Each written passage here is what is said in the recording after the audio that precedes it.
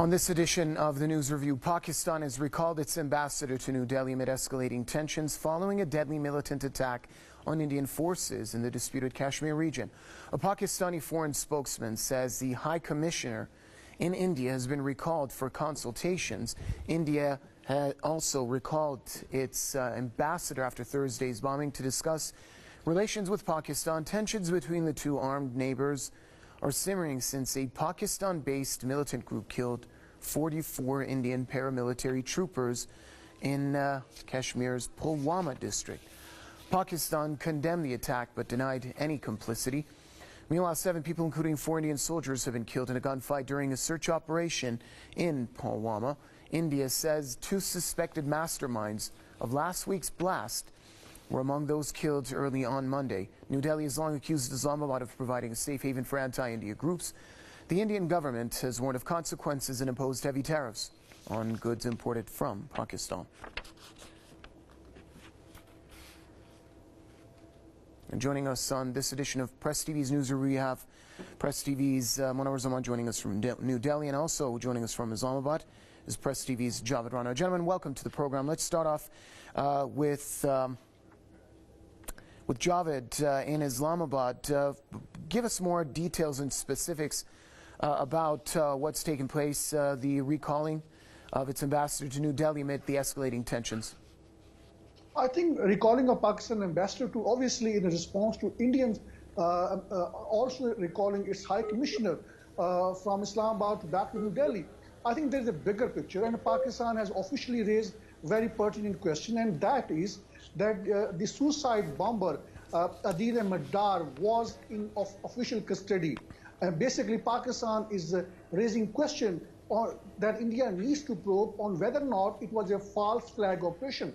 And then, very, very importantly, the Indian military journal has also said that it is not possible that the explosive was transported from Pakistani side of the border to the Indian side of the border because it is 150 kilometers away. And then there are also reports in Indian media, and probably they are quoting General D.S. Huda, and he is saying that this explosive was probably taken from the excavation work which was underway on the highway where this terror incident has happened.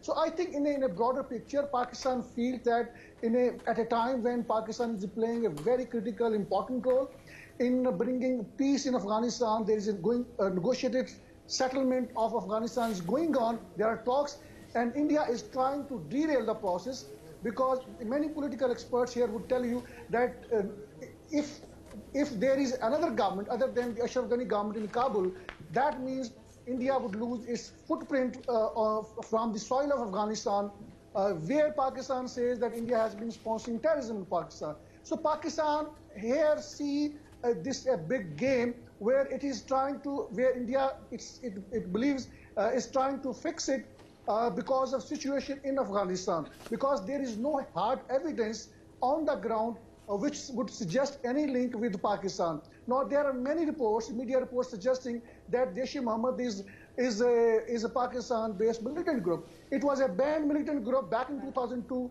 Now, there are many splinter groups who have similar nomenclature in India. Now, this Adar, the suicide bomber, was reportedly was arrested by the Indian security forces. He was humiliated. He was made to rub his nose on the ground, and he, in a walking style, I think he was humiliated, and there is a possibility that the Indian intelligence agencies might have used him, might have exploited his victimhood, and the possibility of a false flag operation simply cannot be ruled out. And that is a general perception here in Pakistan, because India has failed to come up with any evidence to link suicide bombers with any terror group in Pakistan. And by the way, Jaish-e-Mohammed no longer exists in Pakistan. It's a completely banned group. Let's bring in Munawar, our correspondent in New Delhi. Munawar, tell us about the simmering tensions, and also if you'd like to respond to what Javed was saying from Islamabad. Well, I would certainly agree with my colleague that as of now, we certainly do know that there is no credible evidence who is behind this attack, but India has always been accusing Pakistan of supporting and harboring terrorism in the Kashmir region. But if we talk about India, it is the time of elections, and elections are few months away, and the tensions are absolutely high. I was today on the ground, I was covering a story, I could see how people were angry, were responding to this attack in Kashmir region. They were chanting anti-Pakistan slogans, and many people I spoke with, those were local shopkeepers, they were saying we want nothing less than attack on Pakistan. I mean, this is the kind of hysteria, or this is the kind of tension, or this is the kind of systematic tension right now that's running high in Indians. Indians are absolutely anxious over the move, because this is one of the deadliest attacks which we have seen in 3 decades almost, because such a deadly attack was never anticipated in Kashmir region. We have seen ambushes there, we have seen grenade attacks there, we have seen small convoys being attacked, but this is something which is shift of tactics in attacking Indian army convoys or the paramilitary troops. In fact, Indian Prime Minister has spoken in a very harsh tone, and he has reiterated to his cabinet today that time for talks is over, and this is the time for responding. And many people are absolutely furious on the social media, and many civilians are also demanding that they need a surgical strike 2.0, what they say. They want to target Pakistani posts and across the border targets. I mean, it is absolutely a chaotic situation at this point in time. But as we speak, there are meetings going on in back and forth. Security situations are being reviewed. The procedures, the standard operations are being reviewed, how to move the convoys from and within Kashmir region. But certainly, Badia, it has been one of the major attacks that India has witnessed in the recent decades. Back to you. All right, one last question for both of you. Let's start with Javed. What has to happen to see an easing of the tensions between Pakistan and India? Very briefly, if you may. After the upcoming general election in India, there is a possibility of talks between Pakistan and India, because India for the last 10 years has completely failed to isolate Pakistan. And Pakistan still remains at the center of international diplomatic activity, particularly on Afghanistan. So Indian policy to isolate Pakistan, I don't see that it's going to have any success in future. And same question to you, Munawar.